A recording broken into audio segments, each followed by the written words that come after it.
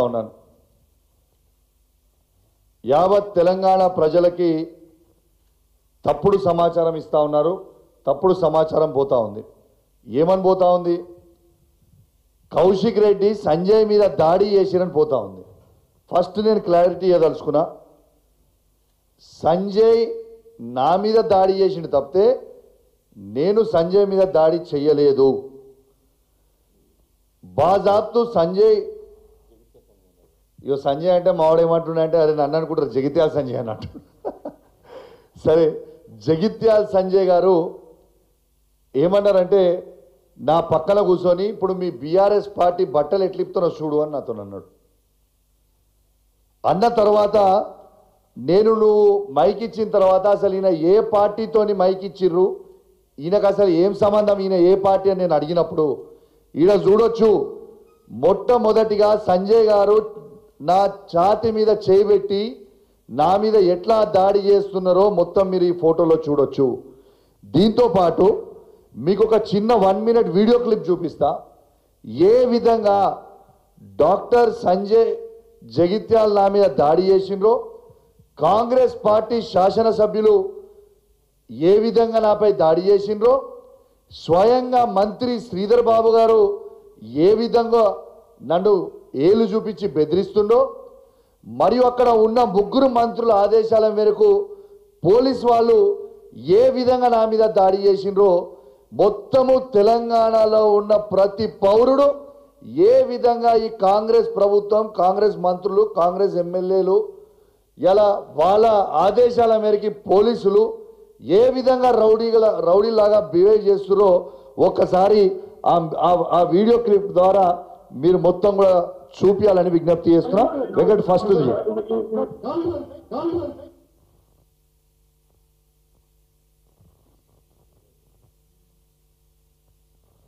మీరు క్లియర్గా చూడొచ్చు ఏ విధంగా సంజయ్ గారు నన్ను అక్కడ నొక్కుతుండ్రు. ఆడ క్లియర్గా మీరు చూడొచ్చు మానకొండూరు ఎమ్మెల్యే గారు ఏ విధంగా నా కాలర్ పట్టుకొని గుంజుతున్నారో క్లియర్గా చూడండి. అక్కడ ఏ విధంగా నా గల్ల పట్టుకొని మక్కన్ సింగ్ రాజ్ ఠాకూర్ గారు నా ప్యాంట్లో చేయబెట్టి ఎట్లా గుంజుతుండో ఒక్కసారి మీరు చూడొచ్చు. శ్రీధర్ బాబు గారు చూడండి ఏలు పెట్టి ఎట్లా బెదిరిస్తుండో కూడా చూడొచ్చు. ఇక పోలీస్ మిత్రులు నన్ను ఏ విధంగా నెట్టేస్తారో, నేను ఏ విధంగా కింద పడుతానో ఒక్కసారి మీరు చూడొచ్చు. శ్రీధర్ బాబు గారి ఆదేశాలతో ఎట్లా నన్ను గుంజుకపోతారో ఒక్కసారి మీరు చూడొచ్చు.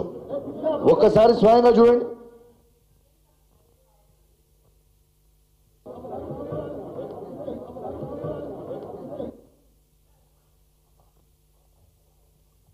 మీరు ఆ వీడియో చూసిండ్రు కదా. ఇవాళ నేను అడిగిన తప్పేముంది? ఫస్ట్ ఆఫ్ ఆల్ ఆ రివ్యూ మీటింగ్కి ఒక బాధ్యత కలిగిన శాసనసభ్యులు, ఇవాళ నేను అడిగిన తప్పేముంది? ఫస్ట్ ఆఫ్ ఆల్ ఆ రివ్యూ మీటింగ్కి ఒక బాధ్యత కలిగిన శాసనసభ్యునిగా నేను ఆడికి పోయిందేదో ఉట్టిగా కూడా వాకిన్ కాలేదు. కలెక్టర్ గారు ఆదేశాల మేరకు డిఆర్ఓ గారు ఫోన్ చేసి మీరు ఖచ్చితంగా ఈ రివ్యూ మీటింగ్ అటెండ్ కావాలని చెప్పి మమ్మల్ని పిలిస్తే మేము పోయినాం. నేను పోయినప్పుడు అడిగింది ఏందాడ, అసలు రైతులకి మీరు రైతు భరోసా వచ్చిన 100 రోజుల్లోనే ఇస్తామన్నారు. కేసీఆర్ గారు కేవలం మీకు 10,000 రూపాయలు బిచ్చమేసినట్టు ఇస్తా ఉన్నారు.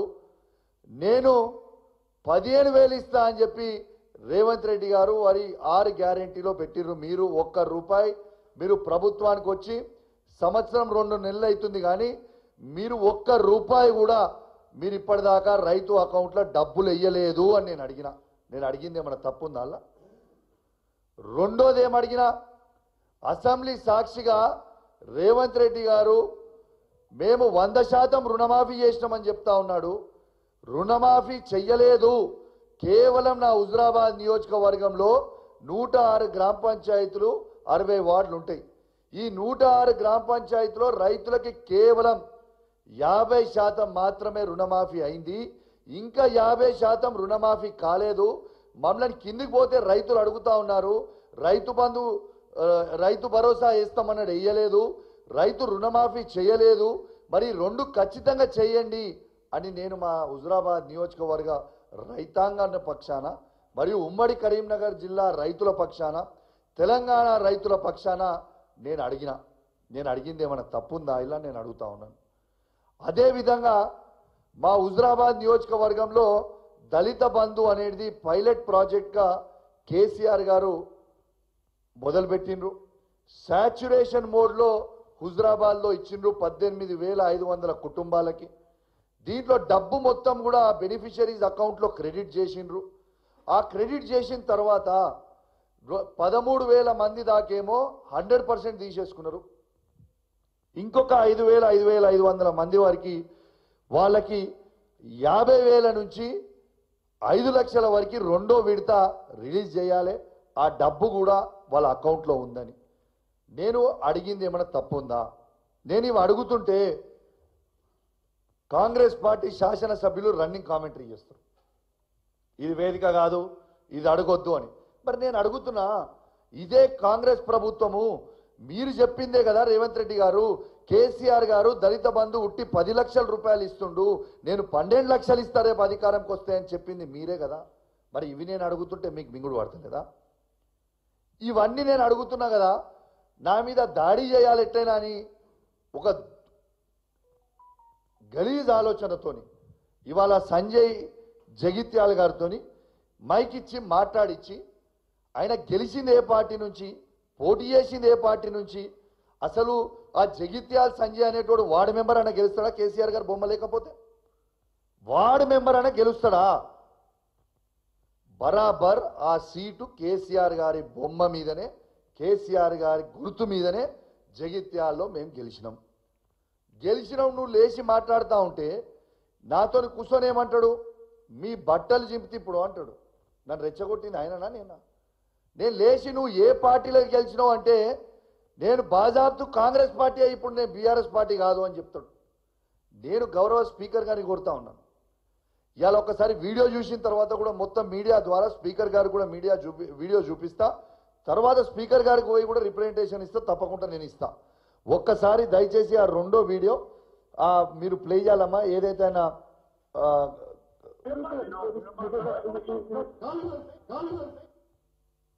మళ్ళా ప్లే చేయమ్మా ఒకసారి.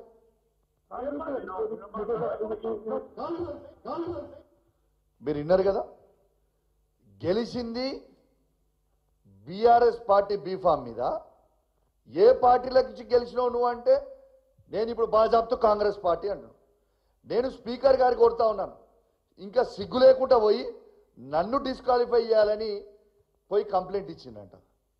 నన్ను డిస్క్వాలిఫై చేయడానికి ఇదే